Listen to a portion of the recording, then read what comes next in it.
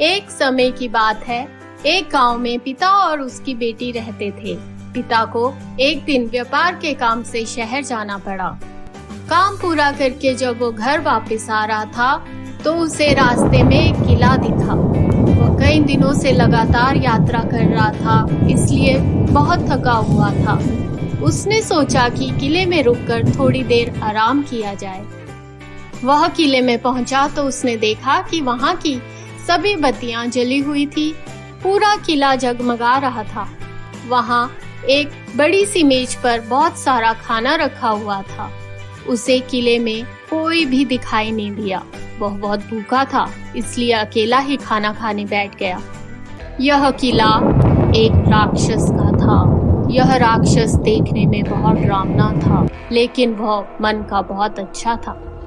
यात्रियों के लिए राक्षस के किले में सारी सुविधाएं थी, लेकिन वह खुद कभी किसी के सामने नहीं आता था, क्योंकि उसे देखते ही सब डरकर भाग जाते थे। यात्री को खाना खाकर वही नींद आ गई।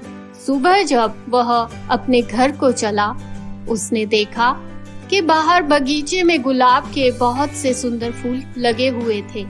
उसने एक फूल अपनी बेटी के लिए तोड़ने के लिए जैसे ही हाथ बढ़ाया, अचानक वह राक्षस वहां आ गया। राक्षस को अपने फूलों से बहुत प्यार था। राक्षस ने जोर से कहा, तुम यहाँ आए, खाना खाया, आराम से सोए, मुझे अच्छा लगा। लेकिन अगर कोई मेरे फूल तोड़ने की कोशिश करे, ये मैं होने नहीं दे सकता। इसकी सजा तुम्हें मिलेगी। अब तुम हमेशा के लिए यहीं बंद रहो। यात्री ने राक्षस से माफी मांगते हुए उसे बताया कि वह यह फूल अपनी बेटी के लिए ले जा रहा था। तब राक्षस बोला, मैं एक शर्त पर तुम्हें छोड़ सकता हूँ। यहाँ से जाकर तुम्हें अपनी बेटी को यहाँ भेजना होगा। यात्री ने अपनी जान बचाने के लिए अपनी बेटी को भेजने का वादा किया और अपने घर चला गया। उसने अपनी बेटी मीना को सारी बात बताई। मीना एक बहादुर लड़की थी। वो जाने के लिए तैयार हो गई। जब वह किले में पहुंची तो उसने अपने पिता की तरह खाना खाया और सो गई। अगले दिन उसने किले के कमरों में देखा, लेकिन उसे कोई दिखाई नहीं दिया। किले के बाहर भी कोई नहीं था। इस तरह कई दिन निकल गए। राक्षस समझ गया कि मीना एक बहादुर लड़की है, क्योंकि वह यहाँ बिना डरे रह रही थी। इसलिए वह उसके सामने आया।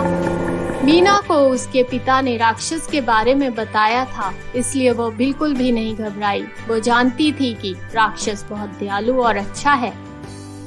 राक्षस ने जब मीना को देखा, उसे वो पसंद करने लगा, लेकिन वह जानता था कि मीना उसे पसंद नहीं करेगी। दोनों साथ साथ खाना खाते थे।